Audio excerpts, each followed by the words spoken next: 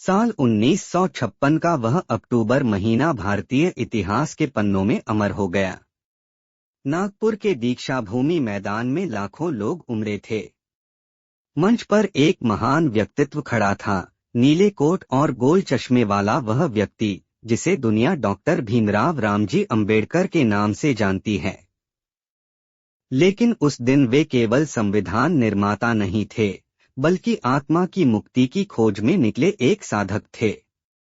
उनकी आंखों में गहरी चमक थी और उनके शब्दों में वर्षों का दर्द, संघर्ष और अनुभव समाया था। वे बोले, आज मैं हिंदू धर्म छोड़ रहा हूं क्योंकि इस धर्म में मुझे मनुष्य नहीं माना गया।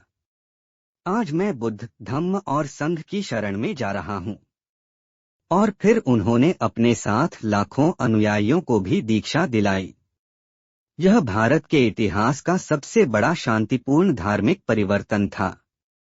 पर क्या तुमने कभी सोचा है, डॉक्टर अंबेडकर ने बौद्ध धर्म ही क्यों चुना? क्यों नहीं किसी और धर्म को अपनाया? आखिर इस निर्णय के पीछे उनकी सच्चाई क्या थी? 1891 में जब अंबेडकर का जन्म हुआ, तब भारत अंग्रेजों के शासन में था, पर समाज का असली शासन जातिवाद के हाथों में था। भीमराव महार नामक गांव में पैदा हुए, महार जाति से, जिसे उस समय अछूत कहा जाता था। बचपन में स्कूल जाते समय वे प्यास लगने पर पानी नहीं पी सकते थे। शिक्षक उन्हें दूर बिठाते थे क्योंकि उनका स्पर्श अपवित्र माना जाता था। एक बार रेल यात्रा के दौरान उन्हें और उनके भाई को घंटों प्यासा रहना पड़ा क्योंकि कोई भी उन्हें पानी देने को तैयार नहीं था। उनके भीतर धीरे धीरे सवाल उठने लगे, अगर भगवान ने सबको समान बनाया है तो फिर ये भेदभाव क्यों? क्यों मैं स्कूल में सबसे नीचे बैठता हूँ? क्यों मेरे साथ ऐसा व्यवहार होता है? ये सवाल उनके जीवन के मार्गदर्शक बन गए। भीमराव जानते थे, समाज से लड़ने का सबसे बड़ा हथियार शिक्षा है। उन्होंने कहा था, शिक्षित बनो, संगठित रहो और संघर्ष करो। उनकी प्रतिभा देखकर बड़ौदा के राजा सयाजीराव गायकवाड़ ने उन्हें विदेश भेजा। कोलंबिया यूनिवर्सिटी और लंदन स्कूल ऑफ इकोनॉमिक्स से पढ़ाई पूरी कर वे भारत लौटे। परंतु जब वे इतने शिक्षित हो गए, तब भी समाज ने उन्हें नीचा समझा। सरकारी दफ्तरों में, रेल स्टेशन पर, यहाँ तक कि होटलों में भी उनके साथ भेदभाव होता रहा। तभी उन्होंने महसूस किया, यह सिर्फ सामाजिक समस्या नहीं है, यह धार्मिक जड़ता की समस्या है। क्योंकि वह धर्म जो मनुष्य को जन्म से ऊंच नीच बांट दे, वह मनुष्य को कभी मुक्त नहीं कर सकता। 1935 में यवला, नासिक में एक सभा के दौरान अंबेडकर ने घोषणा की, मैं हिंदू धर्म में जन्मा हूं, पर हिंदू धर्म में मरूंगा नहीं। यह कथन सुनकर पूरे देश में सनसनी फैल गई। लोग पूछने लगे, बाबा साहेब, क्या आप धर्म बदलेंगे? उन्होंने शांत स्वर में कहा, मैं वह धर्म चुनूंगा जो मुझे मनुष्य बनना सिखाए, जो समानता और करुणा का मार्ग दिखाए। उन्होंने ईसाई, इस्लाम, सिख और बौद्ध सभी धर्मों का गहराई से अध्ययन किया। हर धर्म के ग्रंथ, सिद्धांत और समाज पर उसके प्रभाव का विश्लेषण किया। अंततः उन्होंने पाया, बुद्ध का धर्म ही ऐसा है जिसमें भेदभाव नहीं है। न वहाँ ऊंच नीच का भेद है, न पाप पुण्य की अंधी मान्यता। वहाँ केवल कर्म और करुणा है।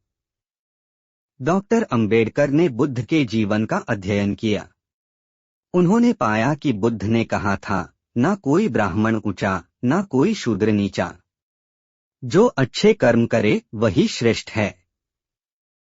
बुद्ध ने हमेशा तर्क, अनुभव और सत्य की बात की। उन्होंने अंधविश्वास, कर्मकांड और जाति व्यवस्था का विरोध किया। यह सब बातें अंबेडकर के हृदय को गहराई से छू गईं।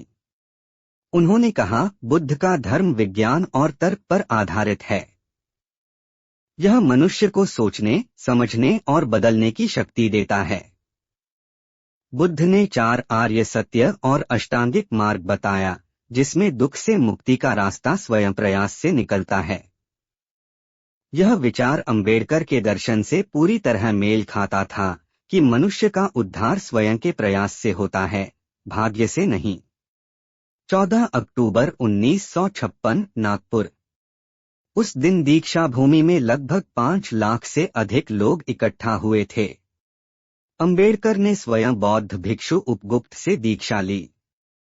उन्होंने पंचशील और त्रिशरण, बुद्धं शरणं गच्छामि, धम्मं शरणं गच्छामि, संघं शरणं गच्छामि उच्चारित किया। इसके बाद उन्होंने अपने अनुयायियों को 22 प्रतिज्ञाएं दिलाईं, जिनमें शामिल था, अब वे हिंदू देवताओं की पूजा नहीं करेंगे, ब्राह्मणों को गुरु नहीं मानेंगे, समानता, प्रेम और करुणा का पालन करेंगे। जब उन्होंने यह प्रतिज्ञाएं पढ़ी तो पूरा मैदान जय भीम, जय बुद्ध के नारों से गूंज उठा। उनके चेहरे पर संतोष की मुस्कान थी, मानो वर्षों का बोझ उतर गया है। अंबेडकर ने केवल धर्म नहीं बदला था, उन्होंने चेतना बदली थी। उनके लिए धर्म का अर्थ पूजा या कर्मकांड नहीं था, बल्कि जीवन जीने का तरीका था। उन्होंने कहा, बुद्ध का धर्म मुझे आत्मसम्मान देता है, यह मुझे गुलाम नहीं बनाता।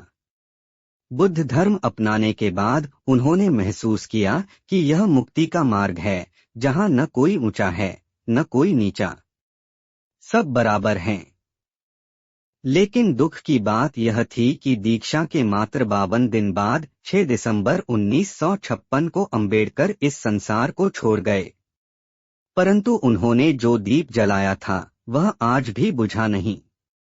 कई लोग आज भी यह सवाल पूछते हैं, क्या अंबेडकर ने केवल विरोध के लिए धर्म बदला? नहीं, उन्होंने धर्म नहीं छोड़ा, बल्कि सत्य को अपनाया। वे बार बार कहते थे, मैं किसी धर्म के खिलाफ नहीं हूं, मैं अन्याय के खिलाफ हूं। उनका उद्देश्य था एक ऐसा समाज बनाना जहां हर व्यक्ति को सम्मान मिले, जहां धर्म का अर्थ हो मानवता।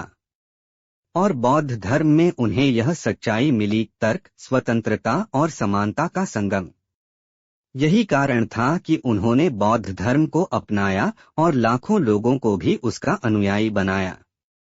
आज जब हम 21वीं सदी में हैं, तब भी उनका संदेश पहले से ज्यादा प्रासंगिक है।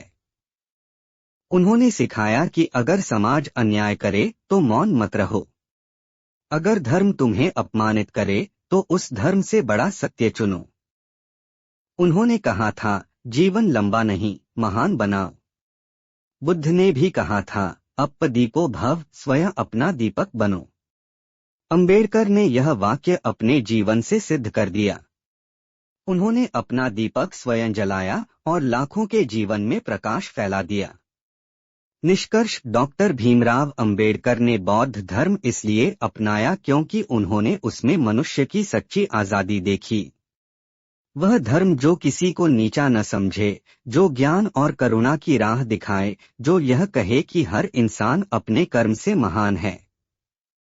उनका यह निर्णय किसी विद्रोह की भावना से नहीं, बल्कि आत्मसम्मान और समानता की खोज से जन्मा था। आज जब हम उनके जीवन को देखते हैं तो समझ आता है, अंबेडकर ने सिर्फ धर्म नहीं बदला, उन्होंने भारत की आत्मा को झकझोर दिया। संदेश, डॉक्टर अंबेडकर ने हमें सिखाया कि इंसान का असली धर्म है समानता, करुणा और ज्ञान। धर्म वही जो इंसान को इंसान बनाए। ऐसी और भी मोटिवेशनल स्टोरी के लिए चैनल को सब्सक्राइब एंड वीडियो को लाइक करें।